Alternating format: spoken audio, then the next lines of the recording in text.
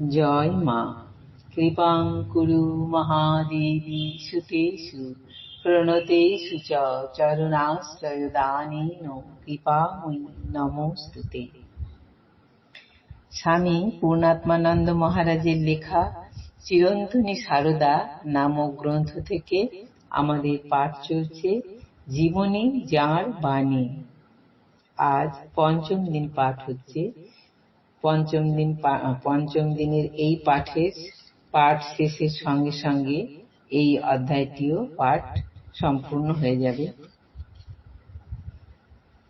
স্বামী তাকে শিখিয়েছিলেন সে কথা যেমন সত্য, তেমনি সত্য তিনিও শ্রদ্ধার সঙ্গে ভালোবাসার সঙ্গে শেখার জন্য উন্মুখ ছিলেন। কখনো তার মনে হয়নি যে স্বামীকে শেখাবার অধিকার কে দিয়েছে। স্বামীর কাছ থেকে দেবীর মর্যাদা ও শ্রদ্ধা পেয়েও তিনি ভাবতেন এবং সগর্বে ঘোষণা করতেন যে তিনি তার দাসী। তিনি নিজেকে দাসী ভাবলেও স্বামীর কাছ থেকে যে সমুচ্চ সম্মান তিনি পেয়েছেন তা আমরা সকলেই অবহিত। স্বামী বিবেকানন্দ সহ শ্রী রামকৃষ্ণের শিষ্য প্রশিষ্যগণ সারদা দেবীকে কি শ্রীরামকৃষ্ণের দাসী হিসাবে দেখেছেন? আমরা জানি তাঁরা সারদা দেবীকে শ্রীরামকৃষ্ণেরই অপর সত্তা অথবা অপর বিগ্রহ রূপেই দেখেছেন। এমনকি অনেক সময় শ্রীরামকৃষ্ণের উপরেও তাঁকে স্থান দেওয়া হয়েছে। অর্থাৎ দেখা যাচ্ছে যে নিজেকে শ্রীরামকৃষ্ণের দাসী হিসাবে ভাবলেও বস্তুতপক্ষে তিনি রামকৃষ্ণ সাম্রাজ্যের অধীশ্বরী ছিলেন। শুধু তাই নয়, তিনি ছিলেন তার অধিষ্ঠাত্রী দেবীও। কি সংসারে, কি ভক্তমহলে, কি সংঘে, সর্বত্রই তিনি নিজেকে সাধারণের একজন করে রাখতেন। অথচ সর্বক্ষেত্রেই তাঁর আসন ছিল নিরঙ্কুশ কর্ত্রীর, প্রশ্নাতীত নেত্রী।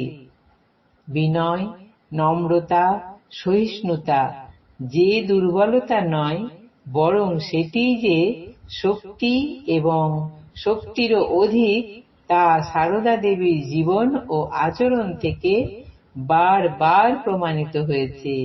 যেমন প্রমাণিত হয়েছে বুদ্ধ, খ্রিস্ট, চৈতন্য এবং রামকৃষ্ণের জীবন ও আচরণ থেকে।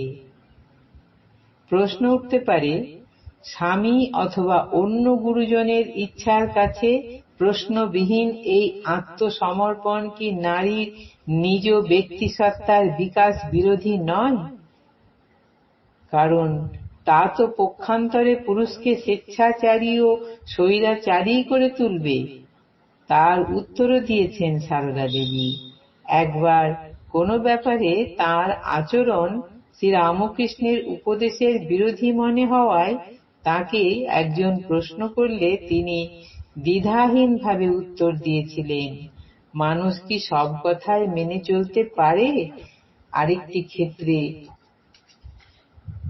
নিষ্কম্প কণ্ঠে তিনি বলেছিলেন, উচিত কথা গুরুকেও বলা যায়, তাতে পাপ হয় না।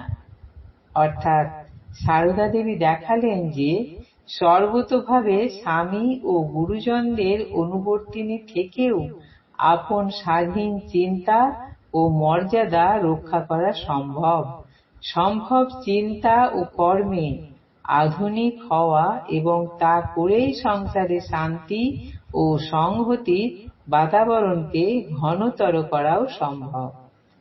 প্রয়োজন শুধু কোথায় কখন থামতে হবে তার কৌশল জানা। প্রয়োজন কিভাবে সব রকম পরিস্থিতি ও পরিবেশে সুষ্ঠু সমন্বয় ও সামঞ্জস্য সাধন করতে হয় তার পদ্ধতি শেখা। সারদা দেবীর জীবন দেখিয়ে দিয়েছে সেই কৌশল ও পদ্ধতি। সারদা দেবীর জীবন দেখিয়ে দিয়েছে সেই কৌশল ও পদ্ধতি হল আধ্যাত্মিকতা। আধ্যাত্মিকতা এক অর্থে তপস্যারই অপর নাম। এই তপস্যা পর্বতের গুহা বা লোকালয় থেকে দূরে নির্জন অরণ্যে করতে হবে না। সংসারে থেকে নিত্যদিনের কর্ম ও প্রাত্যহিক কর্তব্য সাধন করেই তা করা যায়। সেই তপস্যা হলো মনের অশুভ বহির্মুখী বৃত্তি ও বাঁকগুলির ওপর নিজের প্রভুত্ব স্থাপন করা। সারদা দেবী কোনো গ্রন্থ বা প্রবন্ধ না লিখে, কোনো ভাষণ না দিয়ে নীরবে আপন জীবনের আচরণে সেই তপস্যাকে বাণী রূপ দিয়ে গেছেন। বস্তুত তাঁর বাণী তাঁর জীবন এবং তাঁর জীবনই তাঁর বাণী। আজ এই পর্যন্তই। তাঁর জীবনী বাণী এই প্রবন্ধটি পাঠ আমাদের সম্পূর্ণ হলো। জননীং শারদাং দেবীং রামকৃষ্ণং জগদ্গুরুং পাদপদ্মে তয়ো স্থিত্বা প্রণমামি মুহুর্মুহুঃ। জয় মা।